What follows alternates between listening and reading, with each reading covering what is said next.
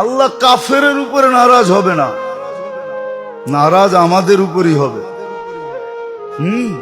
অপরিচিত মানুষের উপরে মানুষ নারাজ হয় না, আপন জনের উপরে যতটুকু নারাজ হয়। আল্লাহ মুসলমানের উপরই নারাজ। কাফেরদেরকে তো এই দুনিয়াই দিছেন, ওরা এই দুনিয়াই বুক করবে। খোদাদ্রোহী নাফরমানকে আল্লাহ দুনিয়া দিছেন, দুনিয়া, ও দুনিয়ায় বুক করবে। যেই কদিন করবে দুনিয়াই করবে, তারপরে আর ওর ভোগের সুযোগ নেই। আল্লাহ তো আমাদের উপরে নারাজ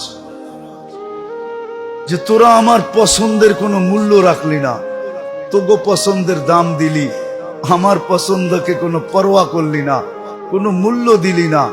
আমি তোদেরকে তিনবার পছন্দ করছি, মানুষ হিসাবে পছন্দ করছি, মুসলমানের ঘরে অস্তিত্ব দেওয়ার হিসাবে পছন্দ করছি, উম্মতে মুহাম্মদী বানানোর ব্যাপারে পছন্দ করছি।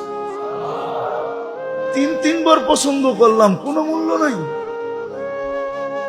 আজকে আল্লাহ আমাদের উপরে নারাজ। আল্লাহকে নারাজ করা ঠিক না, বুদ্ধিমানের কাজ না।